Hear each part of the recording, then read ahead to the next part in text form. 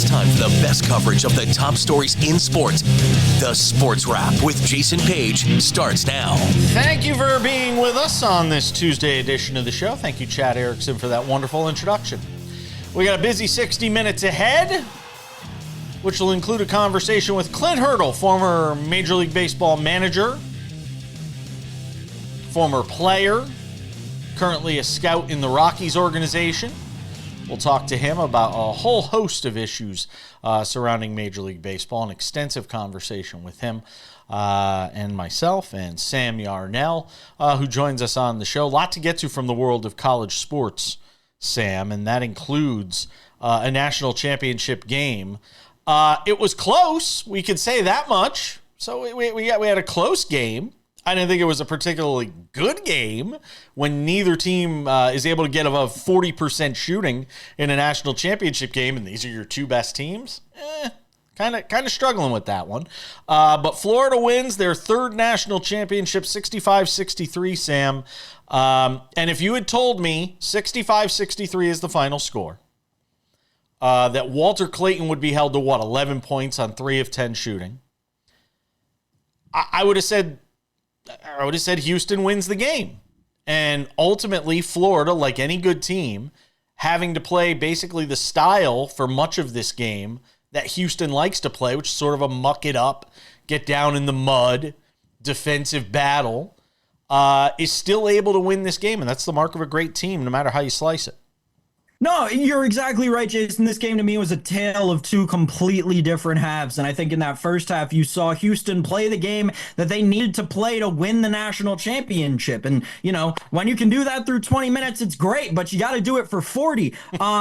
You were exactly right. This was, I don't know if I'd say it was necessarily a bad game. I'll choose to say it was a defensive masterclass from both teams. And you know, that's what we were expecting out of a Houston team, that's kind of been their MO this entire second half of the season and into the tournament. But I don't know if any of us were expecting that out of a Florida team who really stepped up on the defensive end, especially on a night like you mentioned, where Walter Clayton did not produce the way that they needed him to.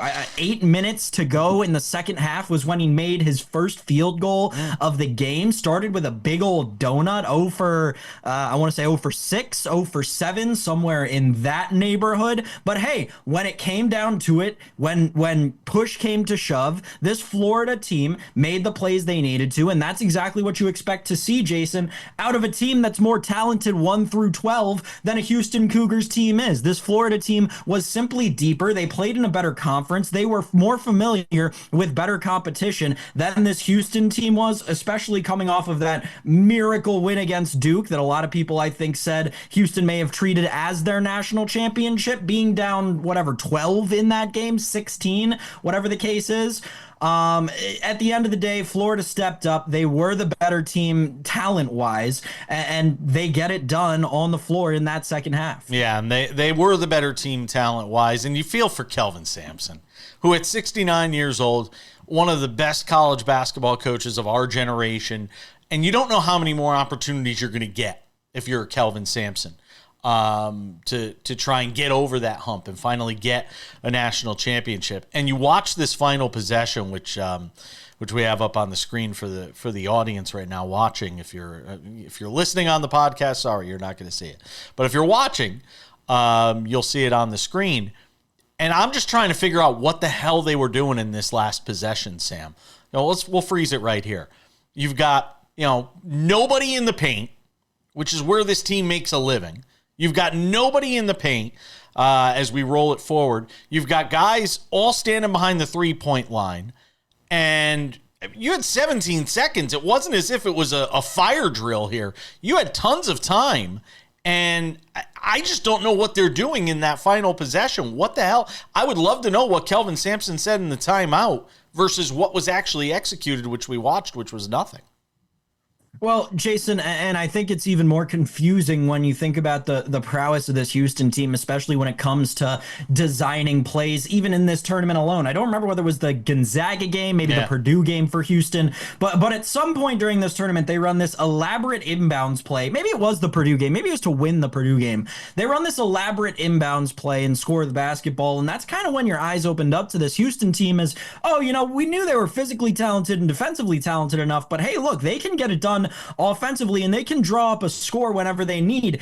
Obviously, that didn't play out, and I'd be interested to see what, an NBA, or not even NBA, but a familiar college basketball or basketball in general coach or player would have to say about this, because obviously with the time left and with how Florida's defense had been playing, you wonder if they're trying to run some sort of penetration action, some sort of draw them out, and then let one guy shoot through to try and get a quick bucket, just needing a two.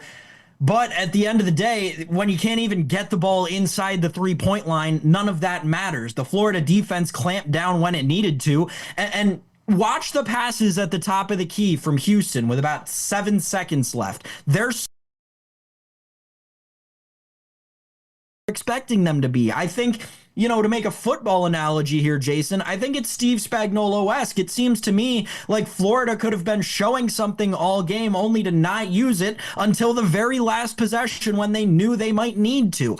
Just next level coaching from the Florida coaching staff. And again, when you're that much more talented through and through, you end up the national champion. Billy Donovan won a couple of national championships. Now Todd Golden has won his first at the age of 39, Sam.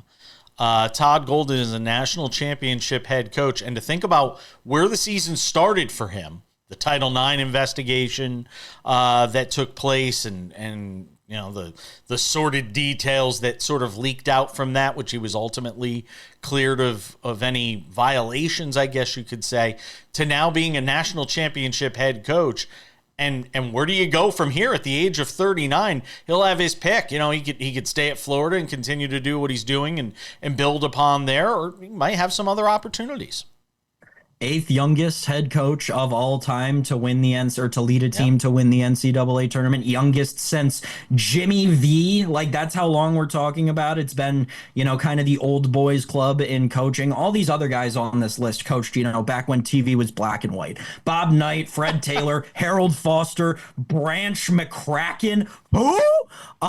So yeah, it really is incredible to see Todd Golden and what he's doing with that University of Florida program. And I think, Jason, just thinking back recent history in college basketball, your Brad Stevens at Butler's, right? Young coaching is really, there's something to be said about it in college basketball. It really is important. Yeah, it is. And Todd Golden, now a national championship head coach, and there's no reason to believe Florida can't be in another position. I haven't looked at the odds for next season yet, but no reason that team can't be in a position to obviously be very successful next year as well. All right, we're going to switch gears, do some baseball. Clint Hurdle on the other side. More college sports to talk about later in the show.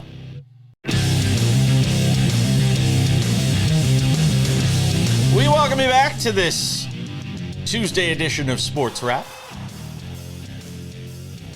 I was looking forward to this for a few weeks now, even longer. We were trying to set this up with Clint Hurdle, who is the former MLB manager, player, managed with the Rockies and Pirates. And he's got a great new book out. If you get a chance, go and grab it. It's a quick read. It's called Hurdle-isms, Wit and Wisdom from a Lifetime in Baseball. And Clint Hurdle is our guest on SportsWrap today. And it's such an honor and a privilege to talk to you. I met you. True story.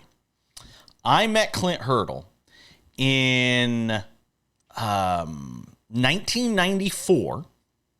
I was the bat boy for the AA Colorado Rockies franchise in New Haven, the New Haven Ravens, and you were a roving minor league hitting instructor. And that was the first time I ever met you. And you were a gentleman and great to be around then. And it's amazing that 31 years later, it's like this full circle moment where I'm talking to you now. What do you remember about sort of not just the days of being a roving minor league hitting instructor with the Rockies, but the grind that it took from a coaching and managerial standpoint to get to that that level in the major leagues? Jason, thanks for having me on. Absolutely. Number one. I'm in Spokane, Washington today. I'm actually starting my first visit of my deployment into our minor league system. So this week it'll be Spokane, next week it'll be Fresno. And it always stirs up a lot of wonderful memories of my minor league time playing, coaching, managing. In retrospect, the time in New Haven was very unique because we were sharing the field with Yale University. Yeah. Our initial locker room was over in the athletic facilities at Yale. So it was almost like a Legion ball structured daily workout because we would drive our cars over to the university. We would the players would dress inside. They'd drive cars back over to the park to work out, and to play a game. So there was driving back during the day. I can remember the first day we showed up for games, Rick Matthews and I, who was our minor league pitching coordinator at the time, we went out and the mound was almost flat. It looked like a softball field mound. And Rick Matthews got me in a car and we drove to some True Value, Ace Hardware. I'm not sure where we drove to. We got a bunch of dirt, a bunch of tools. I think we went to a nursery as well to get the dirt. But Rick Matthews built a mound the first day we were in New Haven on the ballpark so we could play a game that night.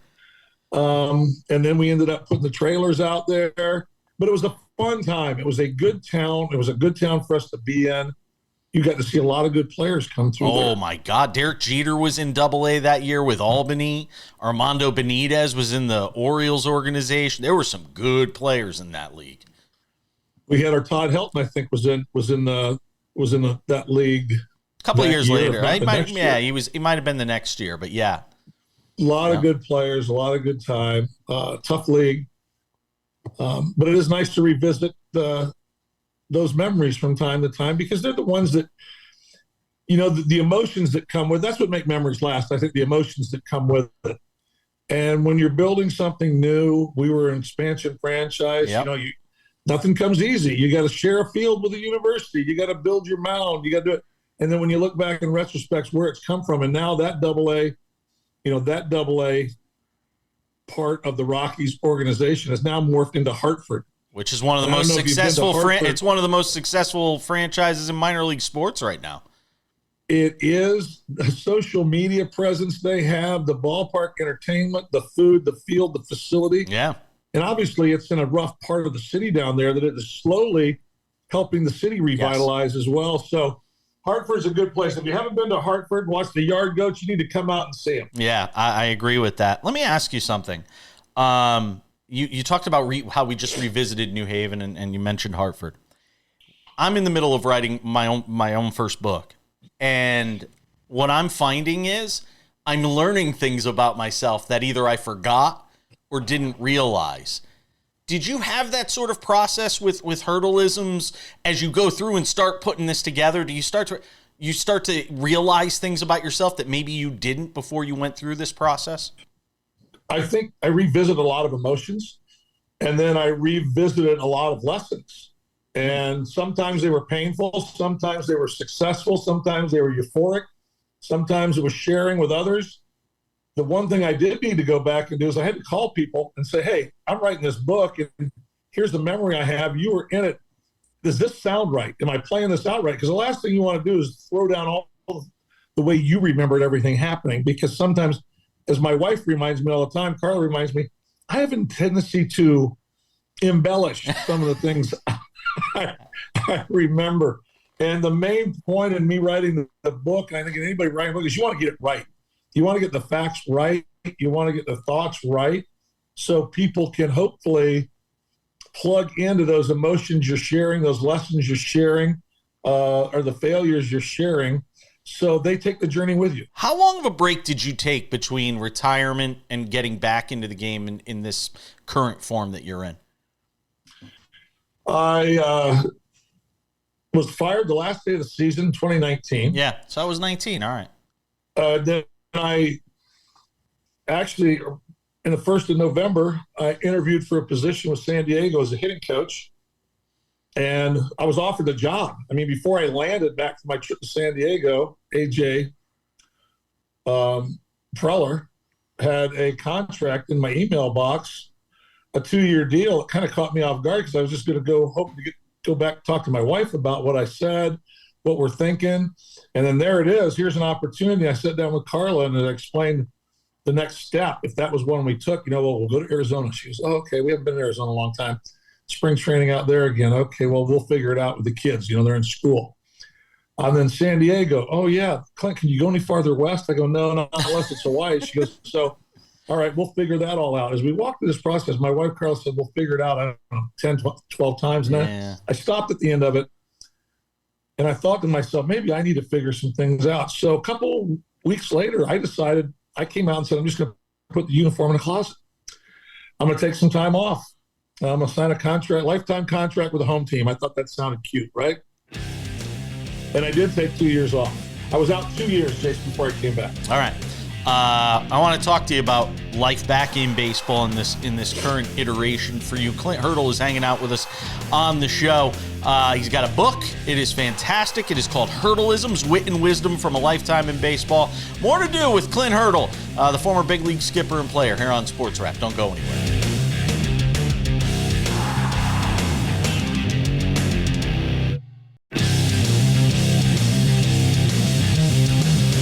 Welcome back to the show. Hanging out with Clint Hurdle, former MLB manager and player. Sometimes I think people forget Clint as Sammy Arnell joins the conversation as well. I think sometimes people forget that you had a successful playing career, and you have these two things that both of them define you with Major League Baseball, but both are so completely different. Give me a sense as you sort of went through writing this book, Hurdle-isms, for people who don't know, Wit and Wisdom from a Lifetime in Baseball, from Clint Hurdle that we're talking about today. Give me a sense in sort of the separation between player and manager, how you combine those two things in this book. Well, I think you compartmentalize them as kind of you tell your journey. You try and explain your journey. And there was the part, it was education, it was high school, it was minor league ball, it was pro ball. And then it was, as I shared in the book, sometimes people would say, so you're going to retire. I retired at the age of 30, and I didn't retire. I tell people, only good players retire. People stopped calling me to ask me to play. So that's a different way for your career to end. And I actually kicked off my coaching career by threatening to continue to play with Steve Scriver, our minor league player development guy with the Mets. He kept asking me about managerial opportunities, and he started at the bottom of the ring. I just played 10 years in the big leagues. The last 3 years were hard. I went to camp as a non-roster player the last 3 years. And this is after, the cover of Sports Illustrated, a World Series trip, a couple playoff things against the Yankees, the A's, championship teams in Kansas City. And then you're at the end of it, you're a non-roster guy, 3 state springs, but you make the team each year in spring training as a non-roster guy, which is not easy to do. But I tried just to walk that transition through, yes, you're a player. And you know what? Once you're a player, the only people that really remember that you're a player sometimes is you. Because there's more guys playing. There's a different group playing. There's a different group to watch. There's a different generational, time lapse going on where they're gravitating to their players. My players were Brooks Robinson, Al Kaline. My favorite player was Al Kaline. Second favorite was Brooks. My third favorite was Tony Oliva. Then as a player, you have your favorite. George Brett, what a favorite player there. I loved Amos Otis. Amos Otis took care of me in a way that not many people ever knew. But, to play with Pautek, to play with Frank White, to play with Hal McRae, all the men I was fortunate to play with, Johnny Bench, Ozzie Smith. It's crazy. I was blessed beyond measure of the experiences I had while in the uniform and the time I was in the uniform. And one of the things I do share is, when I played, I really feel I was blessed to play in the perfect time for me.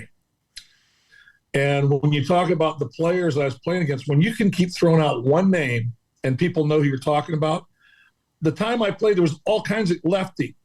Okay. Manny, Thurman, Reggie, Sparky, Goose, Vida. You can go on and on and on. It's one name. One name is thrown out and you're like, bam, okay, we know who you are. You don't see that or hear that as much anymore. So I just try and revisit those things, not to romanticize so much. It's just to kind of give them a time walk back through what was going on and what has gone on in the game of baseball, especially in my life. And I had a couple coaches along the way, and their names that not a lot of people gravitate to. But Dennis Papke was a hitting coach I had in the minor leagues. I got sent back down. Gordy McKenzie was a coach I had in AAA when I went to get sent back, but then came up and he was a big league third base coach for us as well. Look, having spent time around minor league baseball, I could definitely appreciate that it is a very difficult game to play, and the mental struggle that goes along with trying to achieve that certain level of acceptable whatever it is in terms of just trying to be the very best player that you can be. You said that this appealed to you, this job in scouting and working with kids, and what about that is so attractive to you? Because you probably, look, in this day and age of managers always getting other opportunities, you certainly were successful as a manager. You probably could have, hung around and politic to try and become a manager again. You mentioned the opportunity to become a hitting instructor with the Padres, be a hitting coach. Was there a reason you decided that after 2019, the time was then to not do that anymore, to not be in that rat race, that hamster wheel? Well, yeah, it was basically because of my family. My family had done nothing to make sacrifices. My wife, Carla, has been instrumental in any growth, maturity, success I've had since we first met. We've been married 25 years. She has sacrificed. She has made adjustments. She's figured things out on the fly. She's audibled more than Peyton Manning. She's done some incredible things. And it was just like, man, it's just time to lay it down. I had 2 young children in high school. Little did I know, by laying it down in the middle of November of 2019, the rest of the world was going to lay it down with me in the middle of March when COVID hit. So then I find myself homeschooling 2 kids in high school. And you know what? As scary as that was, and as weird and hard times, how rewarding it was, because I was home. There wasn't any other options. As Carla would remind me all the time, your swipe key doesn't work at PNC anymore. You got nowhere to go. You need to figure things out here at home. And it was good for me to be home and to actually revisit how valuable my wife has been to myself and my family. Because for every 2 weeks, every 2 weeks of every month, I get to check out. We at that time, we had Christian, who was in high school. He was a sophomore. Madison, our special needs daughter, was a senior in high school. My wife never checked out. She never took 2 weeks off a month to go on a road trip. Whether you're managing, whatever you're doing, she shows up, posts up every day. She's one of those unheralded heroes. She was a first responder for our family. And to watch that every day and to be a part of that every day for 2 years, I thought I appreciated her. I thought I loved her unconditionally. But all those feelings I had for her grew over the 2-year period being at home. And I probably added a little bit more to her plate than she really wanted, because when I went back to work, guys, there was no crying at the house. The flag didn't go to half mast. Dad's leaving and can start traveling a little bit again. So I learned so many valuable lessons being at home and watching my wife navigate our family day and their kids' day, and my day, that it was very meaningful. It was very meaningful. The name of the book is Hurdle-isms. Clint Hurdle is our guest, the former big league manager with the Rockies and Pirates. More to talk about with him. Don't go anywhere.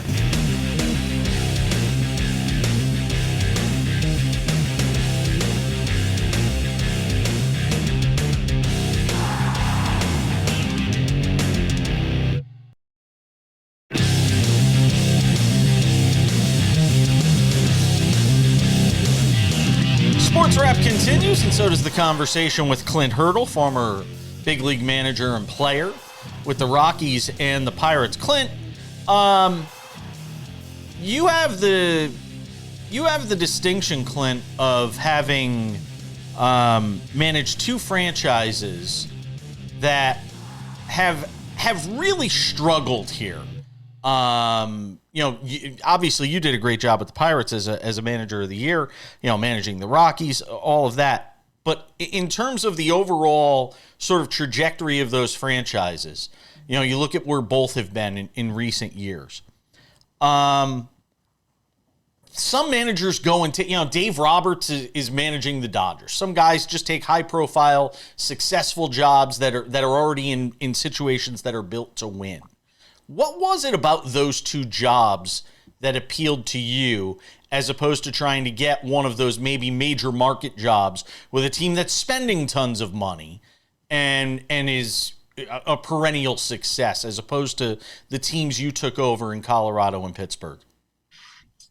Well, one of the things I use frequently, and it's in the book, Hurdle-isms, is there's two kinds of people in this world: those that are humble and those that are about to be. Yes. I never thought of myself. You posted that on X too, and I've read that. Yeah. I never thought of myself as, I need to be this kind of manager. It wasn't until late in my playing career that I ever realized coaching could be an option, because I stopped playing. I started watching more and learning more. And then once I started coaching, I got a minor league managing opportunity. And I realized, you know what? I actually think God prepared me to be a minor league manager through all the different challenges and things I went through as a minor league player and a major league player. There wasn't much a kid could come in my office and ask me about that I hadn't already walked through. And I definitely could tell them some things that won't work. I don't have all the answers on what it will take for something to work, but I can share with them my failures, the way I chose to do some things and how that's got no shelf life. That's got no track record. That will not work. I could actually say it.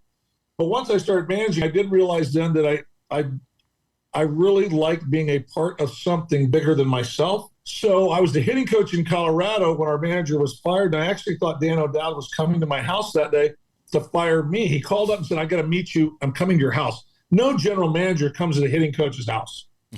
I don't think this ever happened in the world of baseball. But he called me up and said, "I need to come to your house." And I was like, so I called my dad and said, "Hey, Dad, we were not playing well. It was early 2009. I called up and said, "Dad, the GM's coming to my house." He goes, "Well, what's that all about?" I said, "He's coming to fire me. We can't hit water if we fell out of a boat." So Dan came by, and then all of a sudden he sits down and he starts telling me, the struggles, the challenges. And he goes, "By the way, earlier this morning, I had to make a hard decision. I let Buddy Bell go." I went, "What?" He goes, "Yeah, I let the manager go." And so I'm thinking, okay, now you're going to let the hitting coach go. He goes, "And I'm here to really ask you if you'll step in as the interim manager the rest of the year." And I went, "What?" I didn't even say what. I couldn't even talk. I couldn't spit. I just froze. And I said, "Excuse me." He said, "Clint, I'm here to ask you to step into the manager's job." And once I shook myself, I was like, "Yes, absolutely. I'll do whatever I can to help." If a team called you tomorrow and said, "We have a managerial opening," there's no thought to you to reconsider getting back into managing? No, that's changed over the years. I would have a conversation. I do think I have one more push in me if it happens organically. If not, I would have no regrets on never managing again. I managed for 17 years in the big leagues. I was blessed. Well, that's without winning a World Series, which is somewhat of a feat, because obviously we built something well, because people aren't going to keep you in that position of ownership when those organizations are worth $1 billion and more if you're not doing something right. And for two service periods, one 8 years and one 9 years, to stay in the place, I think I've shown the ability to help build a brand. How did you feel about Major League Baseball's handling of Pete Rose and now the conversations of taking him off the ineligible list and giving him an opportunity to have his day in Cooperstown, even though he won't really have that opportunity? It'll be more for his family. How do you sort of process that whole thing and the way it's played out? Well, for me, and I only speak for myself. Sure. It's been a journey of adjustment. I played against Pete. I've talked to Pete. Yeah. I've done shows with Pete. I know Pete. Other people know him way better than I do, but I know Pete. And he was the kind of guy that you wanted him on your team and you didn't like him at all if he's on somebody else's team. And away from the park, you might not like him at all, but there's a lot of people that did like him. So the fact that the gambling issue, was so huge and so well documented. For a while, I was that guy that, it's Article 21. You break that, everybody knows that. I've heard that every year. I heard that. And then as I got older and stepped back and watched some things and watched the game go the way it's gone, and now you can bet on about 2,700 different things during the course of a ball game, and there's gambling houses right on the same site as the ballparks. And you can see behind home plate when the signage flips and it's this or it's that, or I say put him in. I mean, I've flipped 100% because for me, at the end of the day, look what he did on the field. Clint Hurdle. The name of the book is Hurdle-isms. I already got him to commit to a version 2.0 because he already mentioned one during this conversation that he could put in it. Make me a promise. First of all, you got to come back on the show because I could talk baseball with you all day. You become a manager again, we're getting you on the show. Love it. Clint Hurdle. Congrats on the book. Enjoy Spokane, Washington. We'll talk to you soon. There is more to get to from the world of college athletics, and we will get to it next.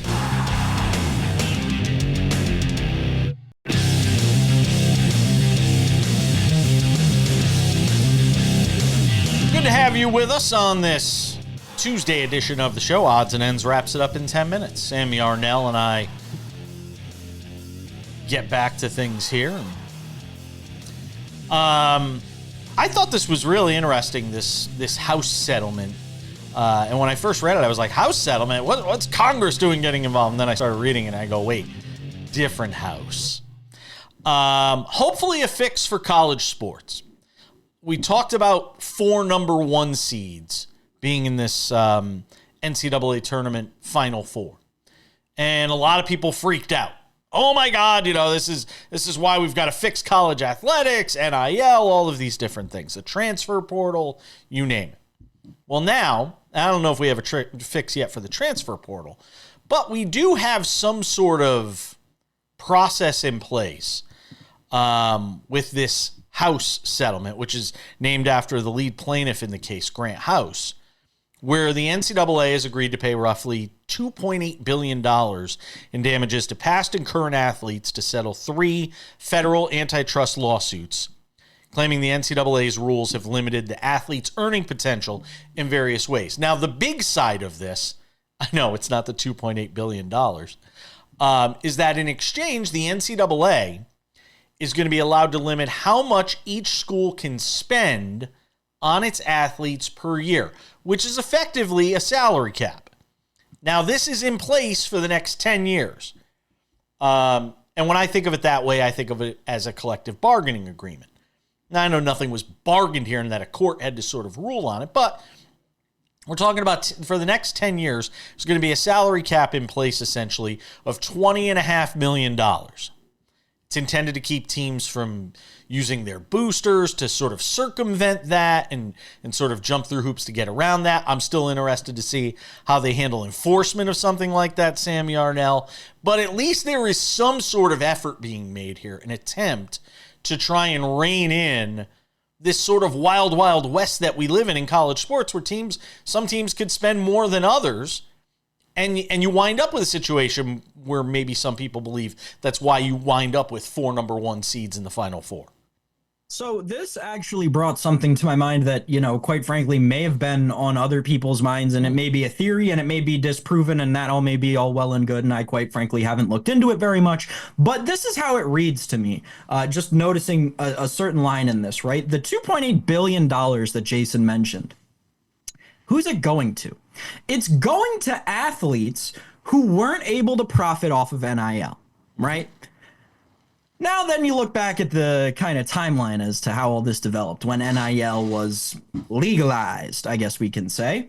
It's become very apparent to me that the legalization of NIL was kind of a way that the NCAA could foresee this House settlement coming to pass eventually and say, well, look, if we start letting them get paid now, we can just avoid all these other settlees on this settlement, right? We're not going to have as many co-plaintiffs.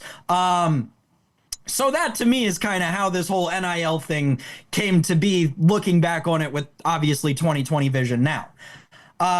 Just an important note on that 2.8 billion. Now, with regard to the collective bargaining ideal, this is where I got to stand up for the student athletes of the world, because collective bargaining agreements are great. And like, yeah, they lock us out of sports sometimes and that sucks. But at the end of the day, they protect the players. An important part of collective bargaining agreements is that they are agreements that are bargained on collectively. If there is an oversight body made up of senators and Congress people that are bargaining this with the NCAA, then it's not collective bargaining. It's bilateral arguing or agreeing in a trilateral problem. So I don't really understand why all of a sudden Congress and the NCAA think that they're going to settle this entire ordeal and they'll make a couple of rules and all of a sudden everything's going to be great. Because another thing that they are very clearly leaving out is how players are supposed to get paid. That's apparently going to be up to the schools. So what are you going to do? You're going to create more of a Wild West than you did when this whole NIL thing originally came to be. It's going to be juicy, Jason. We're in for a good one. Well, I'll tell you, the other aspect of collective bargaining, what does it involve? Unions. Right. There's no union here. Yeah. There's no union. It's just a whole bunch of players at different schools, and that starts to get into the process or the idea of, do these guys have to unionize? Can they unionize? How would it take place? And again, it does in many regards turn something that was amateur athletics for so long and the only thing I've ever known it as, and it essentially turns it into another wing of professional sports. I mean, that's sort of where we are, Sam. Yeah, it's actually funny as you mentioned that. I kind of thought back, like it feels like, and this may be different. I obviously am disconnected from college, have been for a few years now, but it feels like I was probably like one of the last college classes where I remember going to Spanish class and there were a couple basketball players in the class. I sat next to a couple of the baseball players in geology and stuff. That probably doesn't happen anymore, you think? Probably not. Probably not. There's no way. But I'm just sitting here thinking, and I'm just thinking out loud in the final few seconds in this segment. Central Connecticut State University, bless their hearts. I love the Blue Devils, and I know a lot of people over there in the NEC. They're not spending $20.5 million on anything. True. So just as we were talking with Clint Hurdle about a floor and a ceiling and a salary cap, $20.5 million. Central Connecticut State University's not spending that across their entire athletics. That's true. Makes no sense. These smaller schools still aren't going to be able to compete. Odds and Ends wraps it up next.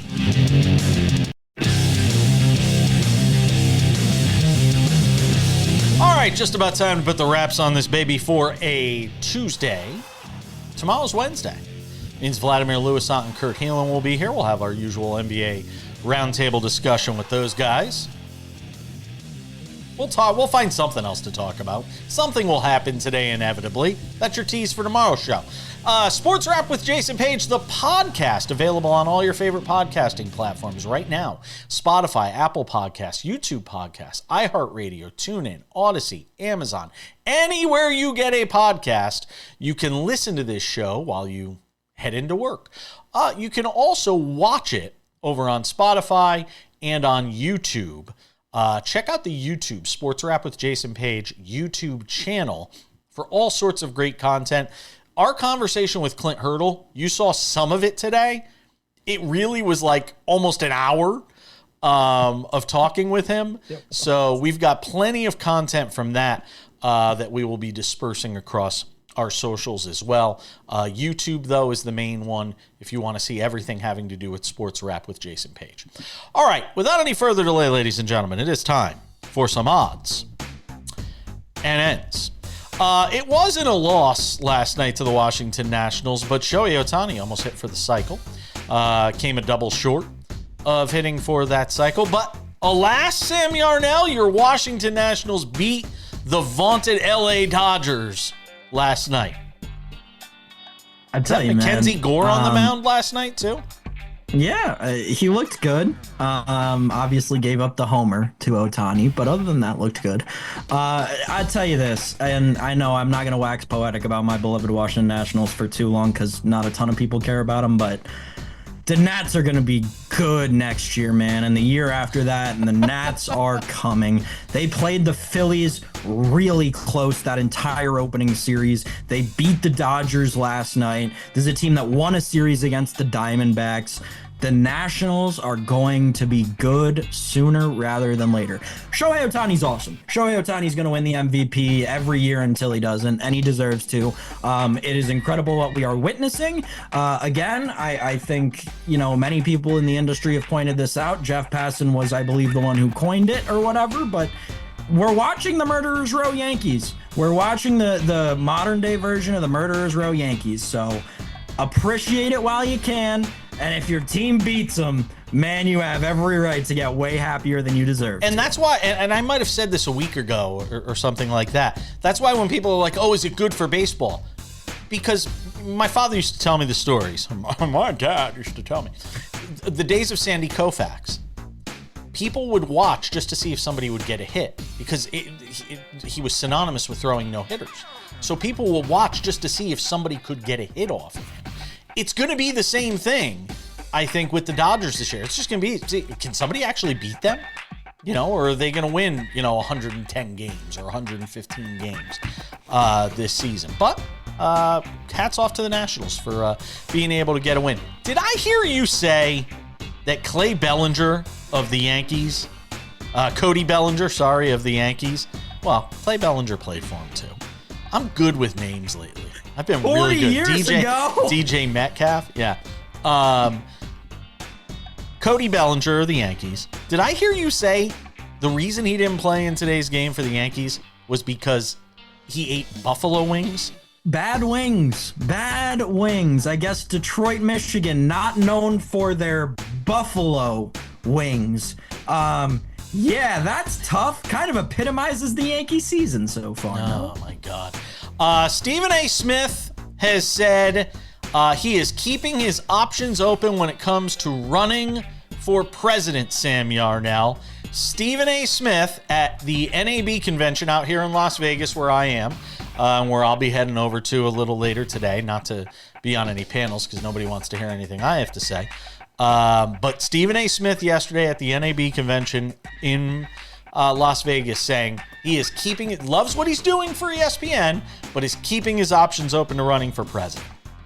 Yeah, all right, listen. I don't know when the general PR marketing world is going to understand this, but it's something I've believed for a while, and I guess this kind of just reminds me of it. Eventually, we as humans, the general population, we get very tired of hearing about something, and we want to just see that something or do that something. I'm really tired of how for 4 years now, we've heard about Stephen A. Smith running for president and this and that and this and that. Where's the campaign, dude? If you're really so serious about it, let's see the campaign. Exploratory committee. Yeah. I'm not interested. When we see that, okay, let's discuss. Until then, it's like, dude, your show should keep you relevant enough. Why do you need to do this? I think it's the courtship. I think it's the fact that there are people in maybe in both parties, by the way, that are trying to court him, because I don't think he's really revealed himself one way or another about being a Democrat or being a Republican. And maybe that means he runs as an independent if he decides to run. And there is polling that shows him polling very high. So Stephen A. Smith might be appealing to Stephen A. Smith, but I think it's the courtship. I think it's the doesn't have a being. presidential I think that name. it's being wanted. I think it's being wanted. And frankly, if he decides to run and he has one good debate, he could be president. That's the scary part. He doesn't have a presidential name. President Stephen A. Smith doesn't have a ring to it. It's not like President Abraham Lincoln. President George Washington. President Stephen A. Smith just doesn't roll. Doesn't roll off the tongue. Okay. He's going to do it for us. Thank you to Clint Hurdle. Thanks to you for watching. Thanks to you, Sam. We'll see you all back here on Wednesday.